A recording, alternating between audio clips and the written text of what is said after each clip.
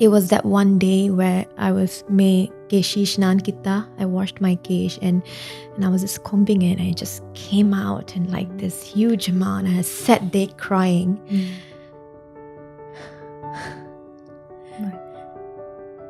Sorry. It's okay. Take your time, Parchar.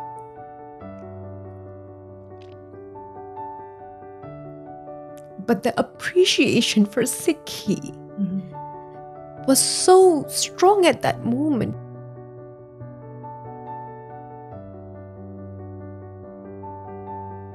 Were you aware of this before you were diagnosed, or did that cause you to delve into what could have? The diagnosis helped me to really delve into how I've been living my life in the past, allowing all this negativity and just building up that bomb in me until it just blasted out that year in 2016 with my diagnosis.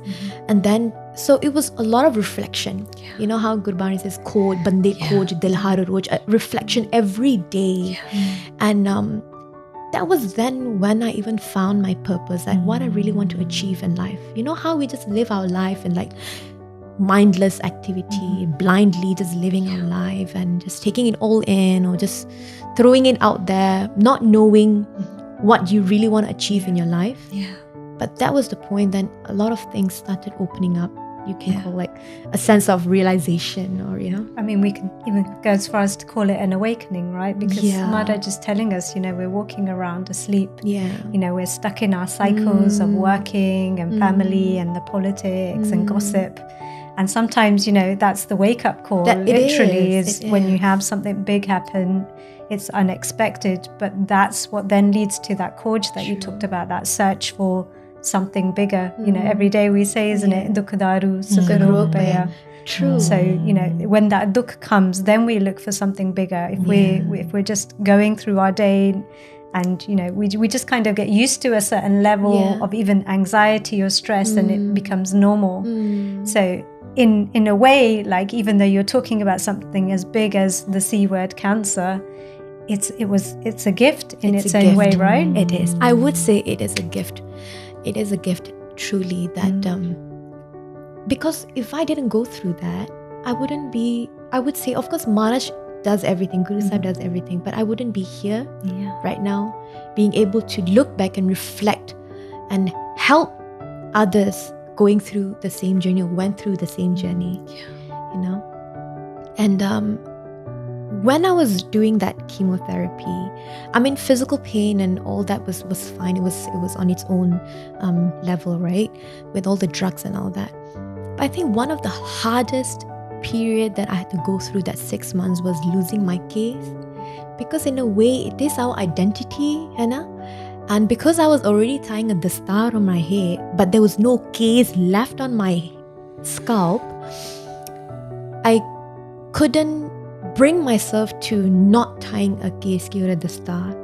So I would find different ways, tying a shawl that I'm wearing right now, wrapping around my head. So I still have that identity with me. It was that one day where I was me keshi shnan kita. I washed my kesh and I was just combing it and it just came out and like this huge amount. I sat there crying. Right. Sorry. It's okay. Take your time, Parchar.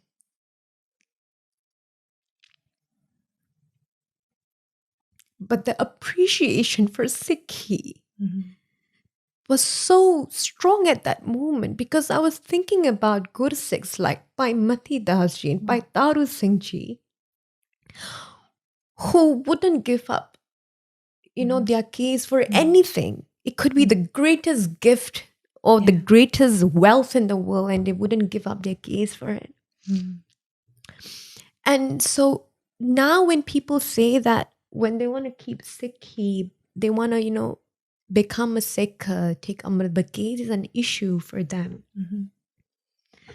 I guess in a way, when we lose something, then we have the appreciation for that gift.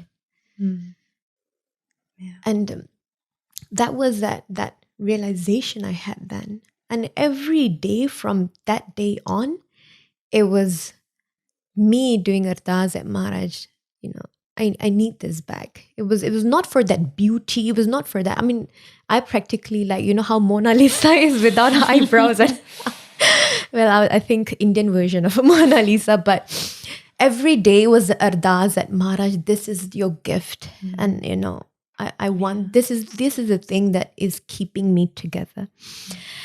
And every day until now. So now that I'm here, my sister Alamji, she has seen my case like growing from when I joined the academy. And that day she was massaging my scalp, like, Pehne, tere case lambe ho gaye. Like, oh sister, your case has become so long. I say, yeah, you know, that joy.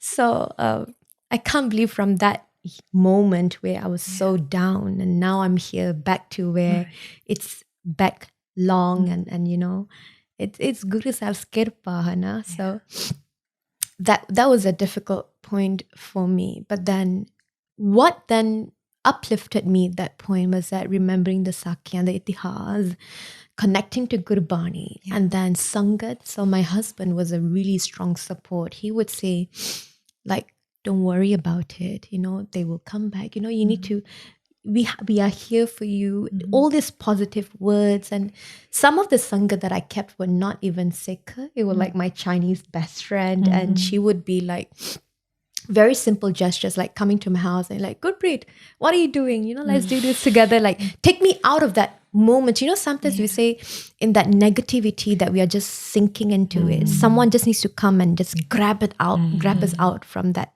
drowning. So it was that coming out from that. It really helped. Some of the things that you've talked about that helped you, for anybody out there who's going through their own adversity. So you've talked about Sangat and where kind of your mind is and the things that you can appreciate. What else would you say, almost like as a toolkit, that were the things that really held you and got you through that time?